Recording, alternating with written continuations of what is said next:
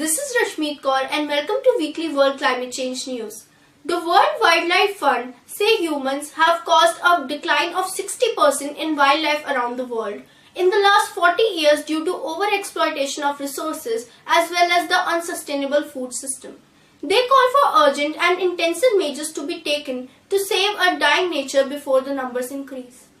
East Island, a small Hawaiian island that was an important habitat for endangered species in the French frigate shoals, was entirely washed over by a storm surge from Hurricane Valaka this month. The island, only 11 acres, was an important habitat for endangered Hawaiian monk seals, Hawaiian green sea turtles, and several species of seabirds. This event is confronting us with what the future could look like. Another nearby island, Frigg Island, also disappeared this year due to wave activity. Over 250 major brands such as Coca-Cola, Kellogg's, Nestle, Mars and H&M have pledged to eliminate all plastic waste in the oceans from their individual actions, something which has been called the most ambitious effort in fighting plastic waste to date by the UN. Most of the brands were tagged the world's worst plastic polluters but have now joined hands to minimize their footprints and limit their wastage of single-use plastics.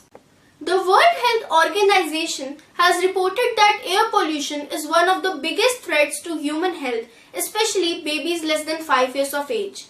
The report might not take the world government's breath away before a breath of fresh air enters the discussion, and it becomes a serious part of the public world agenda.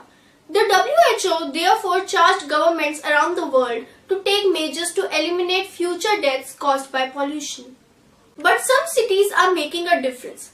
Oslo, the green capital of the world, is paving the way to transit into a cleaner and greener environment with their commitment to Breathe Life campaign that is run by the UNEP and WHO.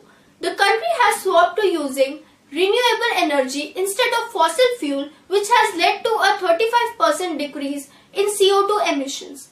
One of their main initiatives is based on incentivizing the use of public transport and electric cars. In an innovative look at the silver lining of things, the UN Environment together with the African Development Bank and a Norwegian NGO has started to raise awareness and develop solutions to Africa's wastewater problems through a joint project. As majority of Africa's population continues to struggle for clean water, this project helps provide clean waters to slum areas in a way that is profitable and beneficial through the extraction of chemicals and minerals from the wastewater. The project will run till the end of 2019, hopefully leaving independent mechanism in place to continue the practices. The China International Development Cooperation Agency has joined the Chinese Permanent Mission to the United Nations and the United Nations Development Programme to launch results of China's partnership with Guinea-Bissau and Mozambique on agriculture development. The report, a salient assessment of Global South Partnership, will look at how Chinese knowledge, technology and market-inclusive systems has impacted food production in Africa at a time when climate change is making the task harder. Is hoped to help further cooperation to help countries accelerate the achievement of the Sustainable Development Goals. A research carried out by Soap Brand Method found that 1/5 of surveyed shoppers threw used clothes in the bin rather than repurposing them or giving them to charity, adding to the 3 lakh pieces of clothing retiring to UK landfill per year.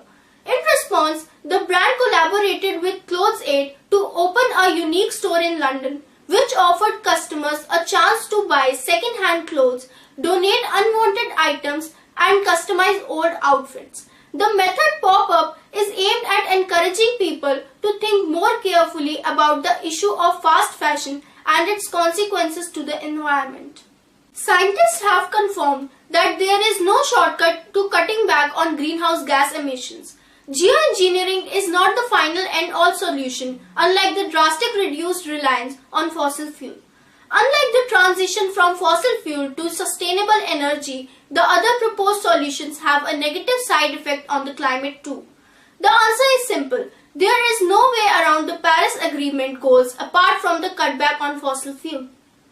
The Asian Development Bank has clearly noted that investing in coal projects has not only become dangerous to the environment but also economically unviable compared to lower cost of renewable energy. The bank's energy chief, Yong Ping Zai, wrote in the Vietnam News that the agency last approved a coal project 5 years ago and was considering a shift to renewable energy projects like battery storage, solar and wind.